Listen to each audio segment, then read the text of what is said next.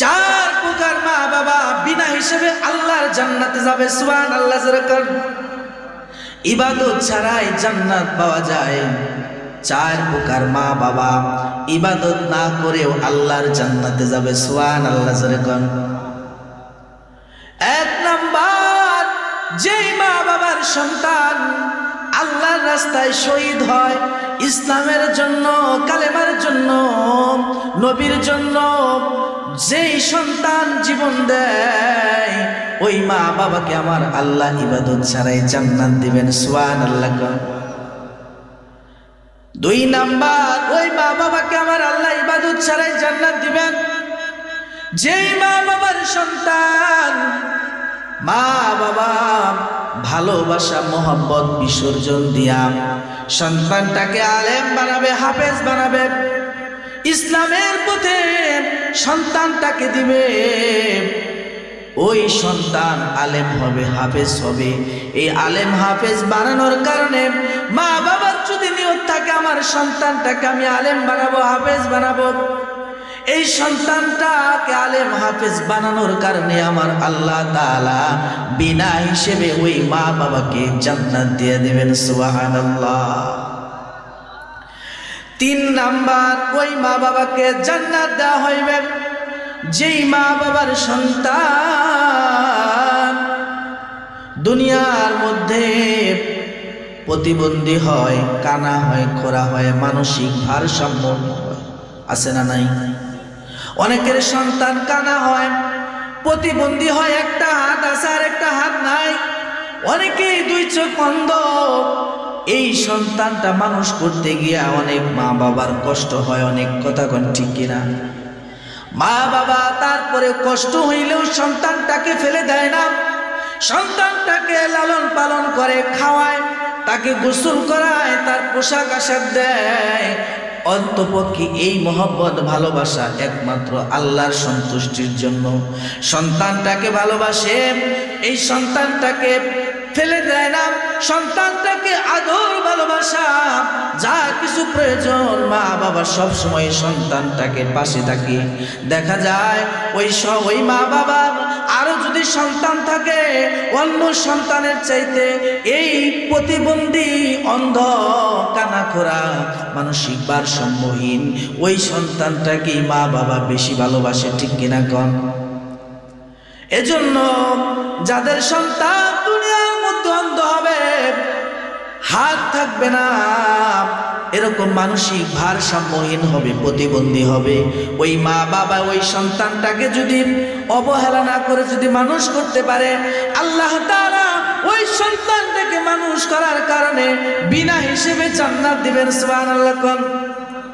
চার নাম্বার, যেই মা বাবার সন্তান নাবালক অবস্থায় মারা যায়, শিশু অবস্থায় মারা যায়, রোড অ্যাক্সিডেন্ট হয়ে মারা যায়, গাড়ির তলে পড়ে মারা যায়, ট্রেন অ্যাক্সিডেন্ট হয়ে মারা যায়, ডায়রিয়া আমাশা হয়ে মারা যায়, পানিতে পড়ে মারা যায়, কি বলেন যায় কি যায় না? 12 বছরের আগে যদি কোনো সন্তান মারা যায়, ওই মা বাবার যে কেমন লাগে কেউ বুঝাইতে পারবে না, ঠিক কিনা কোন? মা বাবা ছাড়া সন্তান হারানোর কি যে যন্ত্রণা, কি কষ্ট বুকের ভিতরে চাপা দিয়ে রাখে। এই কষ্ট যন্ত্রণা যদি আল্লাহর উপরে ভরসা করে যদি সবর করতে পারে, আল্লাহ তাআলা ওই মা বাবাকেও আমার আল্লাহ জান্নাত দিবেন। সুবহানাল্লাহ। এজন্য সন্তান দেওয়ার মালিক কে? না দেওয়ার মালিক কে? সর্বশেষ একটা কথা বলে যাইতেছি, আমি বড় বাসালিয়ার সন্তান সেলিম রেজা। সর্বশেষ একটা কথা, সেই কথাটা হইল ইসলামের নিয়ম কানুন, আল্লাহর হুকুম, নবীর তরিকা মতো যদি আমরা আমাদের দাম্পত্য জীবন চালাই, কোনোদিনও আমাদের সন্তান এরকম হবে না, ঠিক কিনা কোন? আমরা নিয়ম মানি না, আল্লাহর হুকুম মানি না, আল্লাহর উপরে ভরসা করি না, যার কারণে আল্লাহ তাআলা এই সিস্টেম করে দিয়েছেন। কথা কোন ঠিক কিনা? কোটি কোটি টাকার মালিক, অথচ দেখেন কোনো কিছুর অভাব নাই, হারাম খাইতে খাইতে সন্তানও হারামজাদা হয়, ঠিক কিনা কোন? এজন্য আমি আপনাদের সর্বশেষ একটা আমল দিয়ে আমার কথা শেষ করছি। 72 ঘন্টার মধ্যে নবীজিকে স্বপ্নে দেখতে পারবেন। সুবহানাল্লাহ। 1 মিনিটে বলতেছি, 72 ঘন্টার মধ্যে নবীজিকে স্বপ্ন দেখতে পারবেন। সুবহানাল্লাহ জোরে বলেন। সময় নাই, এজন্য বলতেছি শর্টকাট। 1 নাম্বার আমল, আল্লাহর কোন বান্দা বান্দির দিলের ভিতর যদি ইতিমের মহব্বত থাকে, ইতিমের মাথায় যদি হাত বুলায় দেয়, ইতিমের দায়িত্ব যদি কেউ নেয়, ইতিমকে যদি কেউ খাওয়ায়, কারণ বিশ্ব নবী ছিল ইতিম, কথা কোন ঠিক কিনা? দুনিয়াতে যারা মা বাবা হারাইছে তারাও হলো ইতিম, ইতিমের কষ্ট একমাত্র ইতিমরাই বুঝে, ঠিক কিনা কোন? এজন্য ইতিম সন্তান, ইতিম যাদের মা বাবা মারা গেছে, অনেক দেখবেন মাদ্রাসায় লেখাপড়া করে ইতিম ছাত্র আছে না নাই? একটু খাওয়ান, একটু আদর ভালোবাসা দেন, একটু তার মাথায় হাত বুলায় দেন। বিশ্বনবী বলেন ইতিমদের ভালোবাসার কারণে ইতিমদের দায়িত্ব যদি কেউ নিতে পারে, 1 নাম্বার আমল। 2 নাম্বার আমল, যদি কেউ নবীর প্রতি মহব্বত ভালোবাসা নিয়া দরুদ শরীফের আমল করতে পারে, দরুদ শরীফ যদি বেশি বেশি পড়তে পারে, নবীজির সুন্নতের আমল যদি বডির মধ্যে সেট করতে পারে, সব সময় সুন্নতকে ভালোবাসে, এই সুন্নতের উপরে ভালোবাসার কারণে, বেশি বেশি দরুদ পড়ার কারণে নবীজিকে 72 ঘন্টার মধ্যে স্বপ্ন দেখতে পারবে। জোরে জোরে বলেন সুবহানাল্লাহ। আলহামদুলিল্লাহ, আলহামদুলিল্লাহিল্লাযী জাআলা আশ-শামসা ওয়াল কামারা বিহুসবান ওয়ান নাজমা ওয়াশ-শাজারু ইয়াসজুদান কামা ফাদ্দালা জামানান আলা জামান কামা ফাদ্দালা মাকানান আলা মাকান। আউযু বিল্লাহি মিনাশ শাইতানির রাজীম। বিসমিল্লাহির রাহমানির রাহিম। قل إن كنتم تحبون الله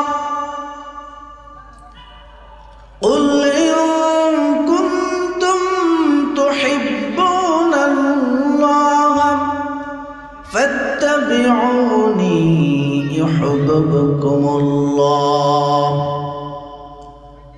ويغفر لكم ذنوبكم والله غفور رحيم. أو قال رسول الله صلى الله عليه وسلم أخلص دينك يكفيك العمل القليل.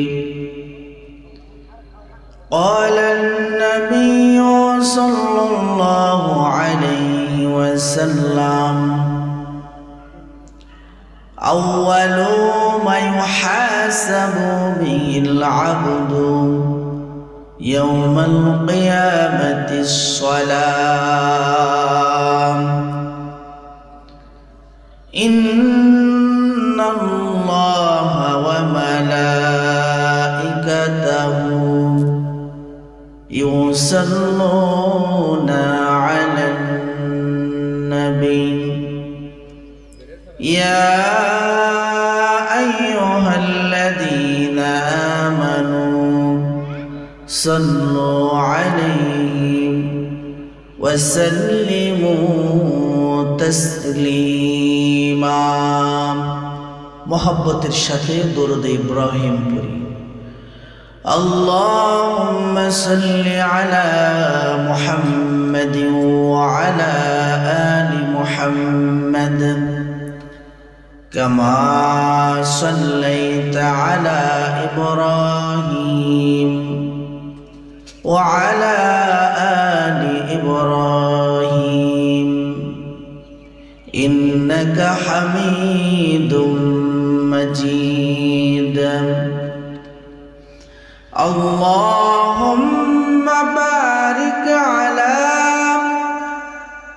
মুহাম্মাদিন ওয়া আলা আলি মুহাম্মাদ কামা বারাকতা আলা ইব্রাহিম ওয়া আলা আলি ইব্রাহিম ইন্নাকা হামিদুম মাজিদ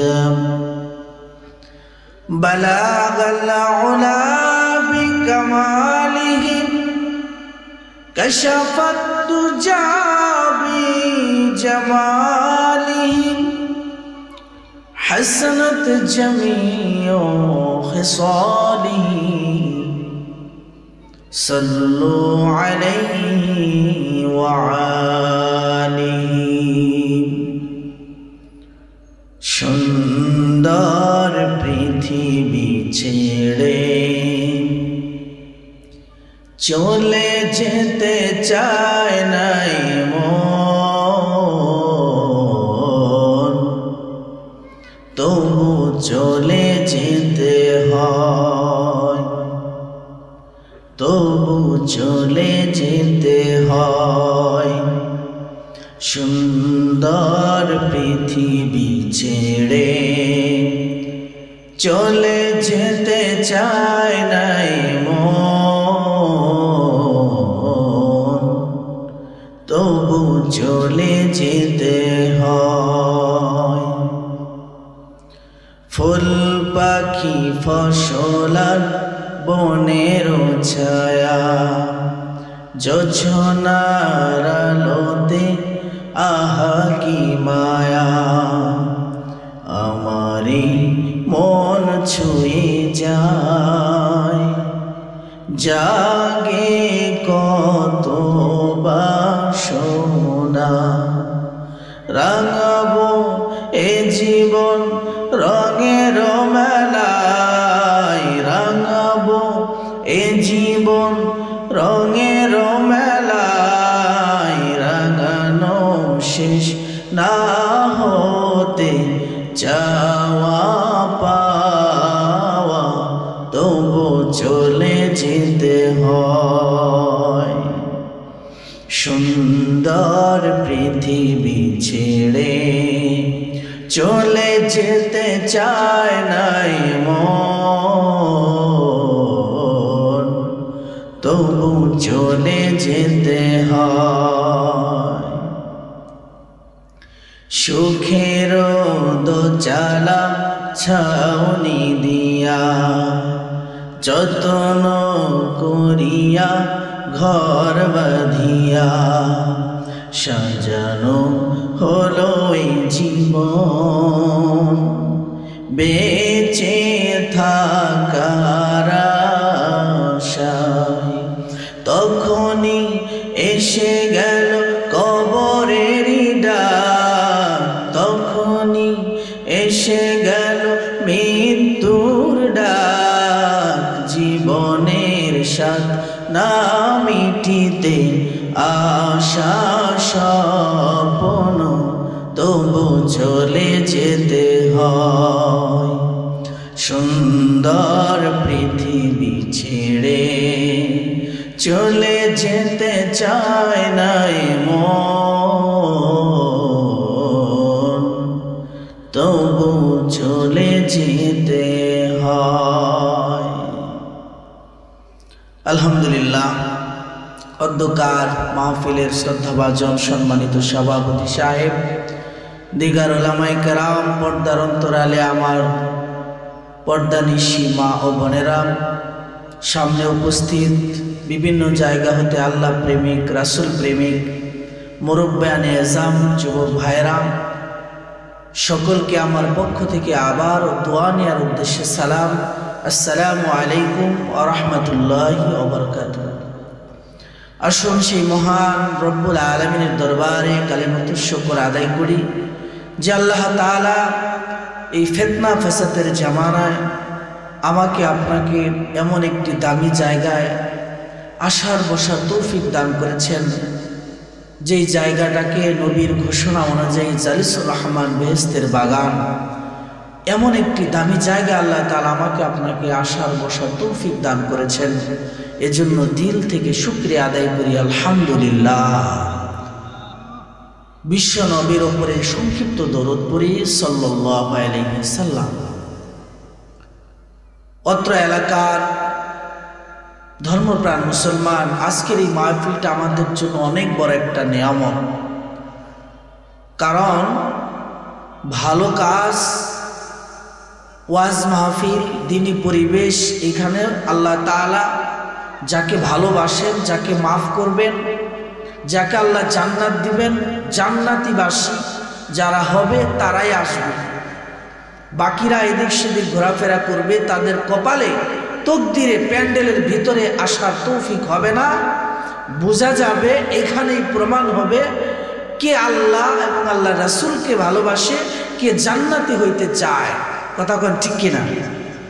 আজকে ভালো কাজে মানুষ বেশি পাওয়া যায় না, এটা একটা স্বাভাবিক বিষয়। কারণ জান্নাতে আল্লাহ সবাইকেই দিবেন না, কারণ জাহান্নাম তো আল্লাহ বানাইছেন, সেখানেও তো দিতে হবে মানুষদেরকে। কথা কোন ঠিক কিনা? মানুষের আকল, বিবেক, স্বাধীনতা আল্লাহ দিয়ে দিয়েছেন। চাইলে ওয়াজ মাহফিলে যেতে পারে, না চাইলে নাও যেতে পারে, চাইলে গানের অনুষ্ঠানেও যাইতে পারে, না চাইলে নাও যাইতে পারে। এটা স্বাধীনতা আমার আল্লাহ দিয়েছে। আল্লাহ বিবেক দিয়েছে, বান্দা তুমি যাও, তোমাকে ছেড়ে দিলাম, তুমি জান্নাতে যাবা না জাহান্নামে যাবা, তোমার বাসস্থান তুমিই করে নাও। এই জিনিসটা দিয়ে আল্লাহ তাআলা স্বাধীনতা দিয়ে দুনিয়াতে পাঠাইছেন। এজন্য আমাদের টার্গেট একটাই, বুদ্ধিমান বিবেকবান ওই লোক যারা দুনিয়াকে সময়ের কাজ সময়ে করে, ভালো কাজে অংশগ্রহণ করে, আল্লাহকে খুশি করে, দ্বীনি মজলিসে আসে। কথা কোন ঠিক কিনা? দিলের কান লাগায় শুনতে হবে। ও মনটিয়ার মুসলমান, কোরআনের মাহফিল কোন সাধারণ জায়গা নয়। বিশ্বনবী বলেন, যেই জায়গায় কোরআন হাদিসের আলোচনা করা হয়, ওই জায়গায় আল্লাহর বান্দা বান্দি যখন ওয়াজ শোনার জন্য বাড়ি থেকে রওনা হয়ে যায়, আল্লাহ তাআলা এই দৃশ্যটা দেখে অনেক খুশি হইয়া ফেরেশতাকে অর্ডার করে, হে ফেরেশতারা, আমার বান্দা আরামের বিছানা ছেড়ে দিয়ে, আড্ডার মধ্যে গল্প গুজব সব কিছু বাদ দিয়ে, নফস শয়তানকে পরাজিত করে কালিহাতির অন্তর্গত মুনুটিয়া কবরস্থানের মাহফিলে আমার বান্দা হাজির হওয়ার জন্য রওনা হইল। এই ফেরেশতারা আমার বান্দার আমল নামায় কোনো গুনাহ লিখবা না, আমার বান্দার পিছনের জিন্দেগির গুনাহগুলি আমি মাফ করে, নিষ্পাপ করে মাহফিলের দিকে পাঠিয়ে দিলাম। আওয়াজ দিয়া বলি সুবহানাল্লাহ। এই যে প্যান্ডেলের ভিতরে যারা বসবে, শুনেন তাদের কথা। সবাই প্যান্ডেলের ভিতরে আসতে পারে না, বসতে পারে না। অনেক মানুষ দোকানপাটে, আড্ডার মধ্যে, লোকের অভাব নাই, ঠিক কিনা যেরকম। আল্লাহ যাদেরকে ভালোবাসবে, যাদেরকে আল্লাহ মাফ করে দিবে, যাদের ভিতরে কবরের চিন্তা, মৃত্যুর চিন্তা আছে, আমাকে মরতে হবে, এজন্য মনে রাখবেন, একটা মানুষের মরণের চিন্তা, কবরের চিন্তা দিলের ভিতরে না থাকার কারণে আজকে মানুষ খারাপ দিকে বেশি। কথা বল ঠিক কিনা? একটা মানুষ যদি কবর নিয়ে, মৃত্যু নিয়ে চিন্তা করতো মুসলমান, ওই লোকটা কোনোদিনও খারাপ কাজে যাইতে পারতো না। এত সুন্দর আয়োজন রেখে বাড়িতে যায়া বসে থাকতে পারতো না, আড্ডার মধ্যে থাকতে পারতো না, ঠিক কিনা জনগণ? এই মাহফিলে যখন বান্দা প্যান্ডেলের ভিতরে বসে যায়, আল্লাহ তাআলা ফেরেশতাকে ডাক দিয়া বলেন, হে ফেরেশতা, আমার বান্দার গাড়ের মধ্যে, আমার বান্দার গাড়ের মধ্যে কোনো গুনাহ রাখো না, তার গুনাহটা তোমাদের কাঁধে তুলে নাও। সুবহানাল্লাহ জোরে গান। আমার বান্দা এই প্যান্ডেলের ভিতরে বসে বয়ান শুনবে, আমার কথা শুনবে, কবরের কথা শুনবে, জান্নাতের কথা শুনবে, জাহান্নামের কথা শুনবে। আমার বান্দা দুনিয়ার আরামায় সব কিছু বাদ দিয়া উলামায়ে কেরামের কথা শুনবে। আমার বান্দা আমাকে দেখে নাই, জান্নাত দেখে নাই, জাহান্নাম দেখে নাই, নবীকে দেখে নাই, কবরে কি হয় তাও দেখে নাই। আমার বান্দা আমার ভয়ে কবরের কথা চিন্তা করে, মৃত্যুর কথা চিন্তা করে জালিসুর রহমান বেহেশতের বাগানে আমার যেই বান্দা প্যান্ডেলের ভিতরে বসে, এই ফেরেশতারা আমার বান্দার গুনাহগুলি তোমাদের ঘাড়ের মধ্যে নিয়ে নাও, সুবহানাল্লাহ জোরে কোন। আমার বান্দা ভিতরে ঢুকে যদি বয়ান শুনে যদি চোখের পানি ফালাইতে পারে, তওবাটা যদি করতে পারে, আমি আল্লাহ ঘোষণা দিলাম আমার বান্দার কোনো গুনাহ থাকবে না। হে ফেরেশতারা, আমার বান্দা যেই বান্দা প্যান্ডেলের ভিতরে বসে বয়ান শুনে যখন তওবা করে চোখের পানি ফালাবে, আমার ওই বান্দার গুনাহগুলি আটলান্টিক মহাসাগরে ফেলে দিয়ে আসবা। আমার বান্দার ঘাড়ে আর তোমরা গুনাহগুলি দিবা না। আওয়াজ দিয়া বলেন সুবহানাল্লাহ। এজন্য ওয়াজ মাহফিলে আসার পরে দেখবেন যে সবাই কিন্তু মনোযোগ আর ইখলাস থাকে না। বক্তার ভিতরে ইখলাস থাকে না, শ্রোতার ভিতরে ইখলাস থাকে না, থাকে শুধু দুনিয়াবিদ্দারি। কথা কোন ঠিক কিনা? বক্তারও নিয়ত থাকে টাকা, আর এলাকার আলেম দিয়ে চালায় ঠেকা। কথা কোন ঠিক কিনা? আর দূরে থেকে হাজার হাজার, 50,000, 1 লাখ টাকা তাদের পকেটটা ভর্তি করে দেয়। আর এলাকার উলামায়ে কেরাম, ইমাম সাহেবদেরকে তারা কদর করে না। এলাকার ইমাম মুয়াজ্জিন উলামায়ে কেরামদেরকে দিয়ে চালায় ঠেকা, আর কন্টাক্ট করে বক্তাই না পকেট ভর্তি দেয় টাকা। এর কারণে কোনো পরিবর্তন হয় না। কথা কোন ঠিক কিনা? মনটিয়ার মুসলমান, সময় কিন্তু অনেক দামি। কথা কোন ঠিক কিনা? যেই সময়টা এখন আমরা বসে আছি, এই সময়টা ভালো কাজে বসে আছি, ঠিক কিনা কোন? আমার আল্লাহ কিয়ামতের দিন এই ভালো কাজের কারণে আমাদেরকে মাফ করে দিতে পারেন, ঠিক কিনা জোরে কোন? এই মনটিয়ার মুসলমান, এত সুন্দর আয়োজন আপনারা করেছেন, কবরস্থান পাশেই মসজিদ, সব চাইতে দামি প্রতিষ্ঠান, ঠিক কিনা কোন?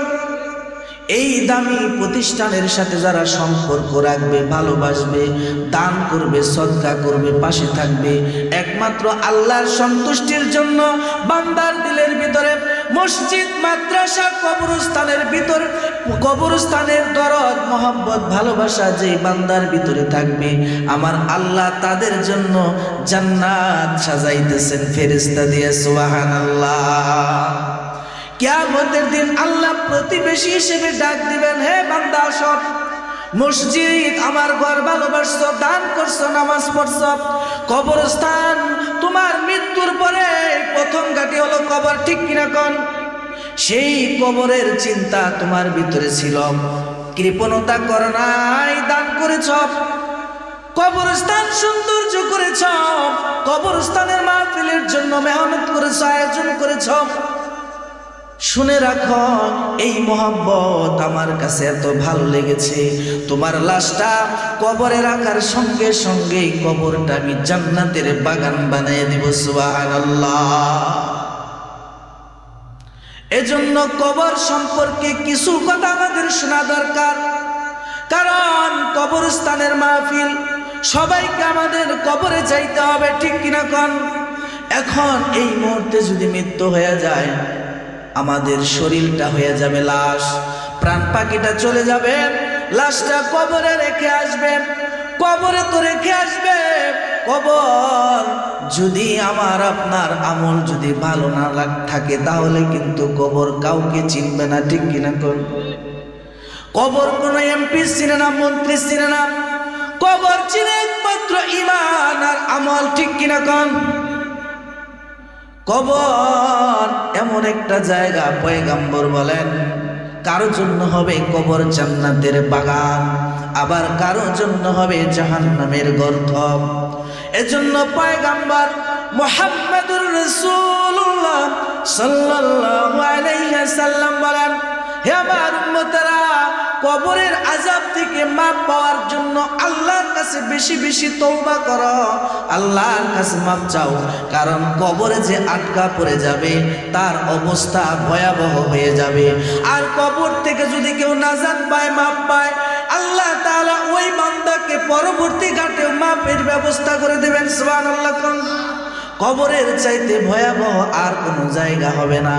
কারো জন্য হবে জান্নাতের বাগান, কারো জন্য হবে জাহান্নামের গর্ত।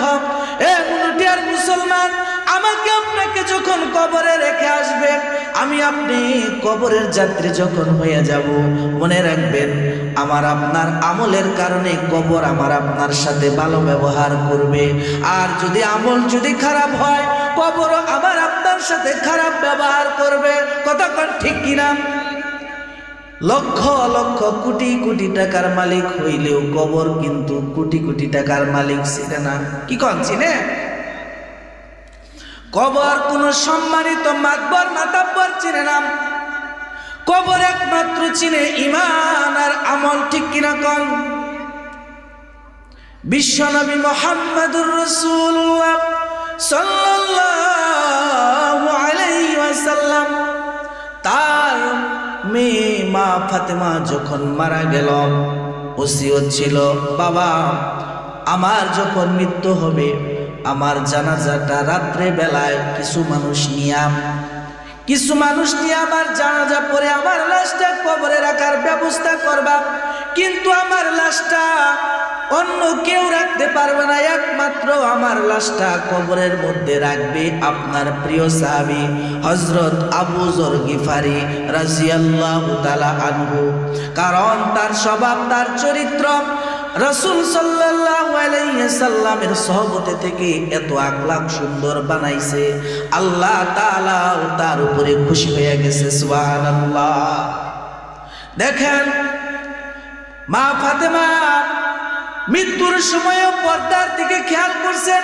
ও আমার মায়েরা বোনেরা, আজকে তুমি দোকানপাটে গানের অনুষ্ঠানে বেপরদা ভাবে যাও, একটু কি তুমি চিন্তা করো না বেপরদা নারী আর হইল ব্রেক ছাড়া গাড়ি? কথা কন ঠিক কিনা?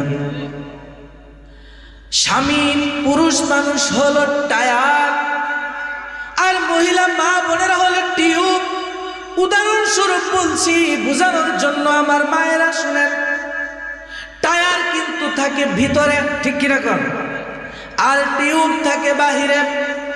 টায়ার থাকে বাহিরে, এটা হলো পুরুষ জাতি, আর টিউব হলো মহিলা, ভিতরে থাকে। কথা কোন ঠিক কিনা? ভিতরে থাকে, পর্দায় থাকে, জন্য ভালো থাকে। এখন টিউব হলো মহিলা, আমার মা বোনেরা নারীরা। এখন টিউব হয়ে যদি তুমি বলো আমি টিউব আর ভিতরে আমার ভালো লাগে না, আমি টায়ারের জায়গায় তোমার জায়গায় যাই, টায়ার তুমি ভিতরে আসো, টিউবের জায়গায় আসো, কি কোন গাড়ি চলবে? ও আমার মায়েরা বোনেরা, আজকে তোমরা ভিতরে না থাইকা টায়ারের মতো বাহির দিয়া ঘোরাফেরা করো। একবার কি চিন্তা করো না, টিউব হয়ে যদি বাহিরে টায়ারের জায়গায় আসো, তাহলে কিন্তু গাড়ি চলবে না, গাড়ি লিক হয়ে অ্যাক্সিডেন্ট হবে। ঠিক কিনা? জোরে কর। আমার মায়েরা, আজকে তোমাদের যতই সুন্দর চেহারা হোক না কেন, এই চেহারার মধ্যে বেপরদা থাকার কারণে আজকে লিক হইতে হইতে ভইরা গেছে, কোনো সৌন্দর্য নাই, চেহারার মধ্যে কোনো নূর নাই। কথা কোন ঠিক কিনা? কিছু কিছু মহিলা আছে পার্লারে যায়, সুন্দর সাজনা লাগায়, চেহারার চিনা যায় না, মনে করে আমি পরি হয়ে গেছি। ঠিক কিনা কন? কিন্তু প্রকৃত পক্ষে কোনো ইমানদার তার সেই চেহারা যদি দেখে, মনে হয় যেন তার একটা বমি আইতাছে। ঠিক কিনা কন? বমি বমি আসে। পার্লারে যায় এমন সাজ দেয়, চেহারা খুঁজে পাওয়া যায় না, কালা দলা বানায় দেয়। কন ঠিক কিনা? ও আমার মায়েরা, ভালো হয়ে যান, সময় থাকতে ভালো হন। এজন্য আপনাদেরকে কিন্তু মরতে হবে। আর বেপরদা নারী হইল ব্রেক ছাড়া গাড়ি, ব্রেক ছাড়া গাড়ি যখন তখন অ্যাক্সিডেন্ট হয়ে যায়। ঠিক কিনা কন? আজকে আমাদের জানালা আর দরজার পর্দা আছে, টেলিভিশনের পর্দা আছে, কিন্তু মা বোনদের পর্দা নাই। কথা কন ঠিক কিনা? তবে যারা পর্দায় থাকে দেখবেন ওই ঘরটা শান্তির ঘর হয়। যেই ঘরে নামাজি আছে, কোরআন পড়নেওয়ালা আছে, ওই ঘরটা জান্নাতের বাগান হয়। ওই সংসারে আল্লাহ শান্তি দিয়ে ভরপুর করে দেয়। সুবহানাল্লাহ। যেই সংসারে পর্দা নাই, নামাজ নাই, কোরআন তেলাওয়াত নাই, ওই সংসারে দেখবেন শুধু অশান্তি আর অশান্তি। ঠিক কিনা কন? আজকে ঘরে কেন শান্তি নাই? ও আমার মায়েরা বোনেরা, একবার চিন্তা কইরা দেখো না, খালি খুঁজো শান্তি কই, শান্তি কই।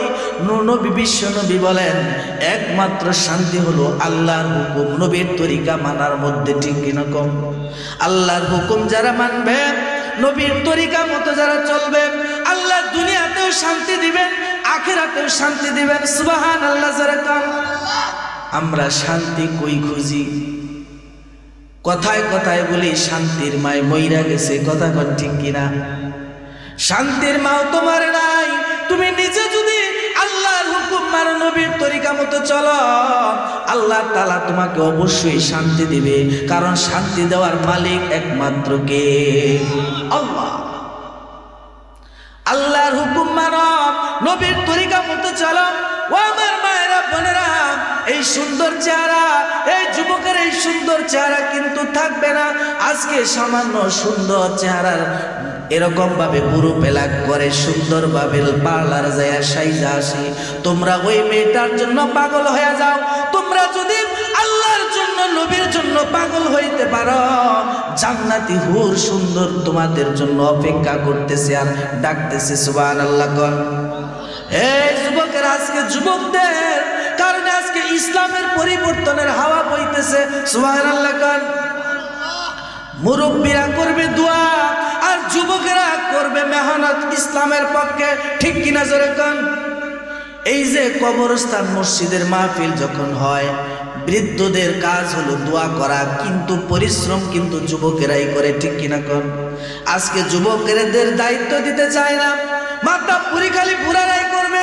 কি মাতাব্বরি করো, লাস্টে তোমাকেই খুঁজা পাওয়া যায় না, ঠিক কিনা কোন? যুবকেরা আজকে ওয়াজ মাহফিল করে, সাংস্কৃতিক অনুষ্ঠান করে, ইসলামের পক্ষে এখন কাজ করে। কারণ যুবকদের মেহনতে আজকে আমাদের বাংলাদেশটা অন্য একটা রহমতের বাতাসে পরিণত হয়েছে, ঠিক কিনা কোন? কয়জন মুরব্বী গেছো তোমরা ইসলামের পক্ষে, কয়জন আন্দোলনে গেছো? খুঁজা দেখো, আজকে প্রত্যেকটা কাজে ইসলামের পক্ষে যুবকের অবদান বেশি, কথা কোন ঠিক কিনা? এজন্য বলতেছিলাম, মা ফাতেমার কথা মনে আছে আপনাদের? মা ফাতেমা বলতেছে, আমার লাশটা যখন কবরে রাখা হবে, কেউ কবরে রাখবে না, আমার লাশটা রাখবে নবীজি, আমার বাবার একমাত্র প্রিয় সাহাবী, নাম হইল হযরত আবু যর গিফারি। কারণ তার চরিত্র ভালো, মহিলাদের প্রতি তার কোনো লোভ নাই, লালসা নাই, আখলাক চরিত্র। পয়গম্বরের যে চরিত্রটা ছিল তার একটা নমুনা তার ভিতরেও ছিল। সুবহানাল্লাহ। মা ফাতেমা দেখেছে তার স্বভাব চরিত্র, নম্রতা, ভদ্রতা। বলতেছে, আমার লাশটা একমাত্র আবু যর গিফারি রাখবে। সুবহানাল্লাহ। এত সাহাবী থাকার পরেও কারো কথা বলে নাই, একমাত্র আখলাক চরিত্রের কারণে মৃত্যুর পরেও যেন পর্দার খেলাপ না হয়, কোনো কুদৃষ্টি মানুষের না পড়ে, এজন্য এমন একজন সাহাবীর কথা বলছেন, নাম তার হযরত আবু যর গিফারি রাদিয়াল্লাহু তাআলা।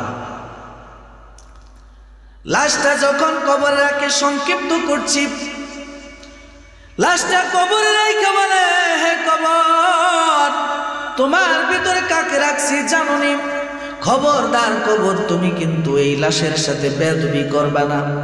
এই লাশটা হলো আসাদুল্লাহিল গালিস, আল্লাহর সিংহ আসাদুল্লাহিল গালিব হযরত আলী রাদিয়াল্লাহু তাআলা আনহুর প্রাণের মহব্বতের স্ত্রীকে রাখতেছি, খবরদার বেয়াদবি করবা না।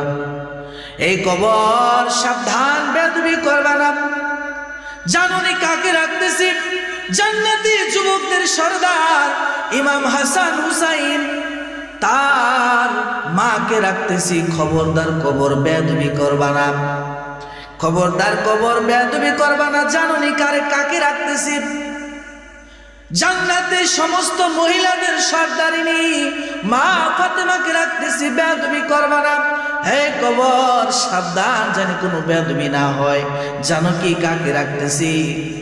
বিশ্ব নবী, আখেরি নবী, উম্মতের কান্ডারি, নবীজির চোখের মনি মা ফাতেমাকে রাখতেছি, খবরদার কবর বেয়াদবি করবা না।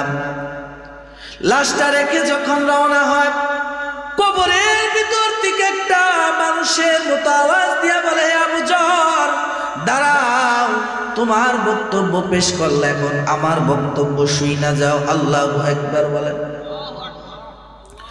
ডাক দিয়া বলেন, কি বলেন? কবর বলে, হে আবু জান, তুমি যাকেই কবরে রাখো না কেন, যার কথা বললা, আমি ইমাম হাসান হুসাইন জান্নাতি যুবকদের সর্দারকে চিনি না? আসাদুল্লাহিল গালিস, আল্লাহর সিংহ উপাধি পেয়েছিলাম, তার স্ত্রীকে চিনি না? আমি জান্নাতি মা ফাতেমাকে চিনি না? মহিলাদের সর্দারি হবে মা ফাতেমা, তাকে চিনি না? আমি নবীজির চোখের মণি মা ফাতেমাকে চিনি না? হে আবু জাহল, শুনে রাখো, আমি চিনি একমাত্র ঈমান আর আমল। আল্লাহু আকবার। ঈমান আর আমল যার ভালো হবে, ঈমান আর আমল নিয়ে যারা কবরে আসবে, আমি কবর জান্নাতের বাগান বানাই দেব। জোরে বলেন আমিন। আমল যদি খারাপ হয়, জাহান্নামের আগুন জ্বালায় দেওয়া হবে। আমার ব্যবহার যে কত কঠিন, এক পা এরকম ভাবে আমি কবরে এমন ভাবে চাপ দিব, এক পাজরের হাড় আরেক পাজরে ঢুকে যাবে। এজন্য কাউকে চিনে না, একমাত্র চিনি ঈমান আর আমল। কথা কন ঠিক কিনা? এজন্য বাকি কথা আজানের পরে হবে, একটু আজানের বিরতি নিচ্ছি।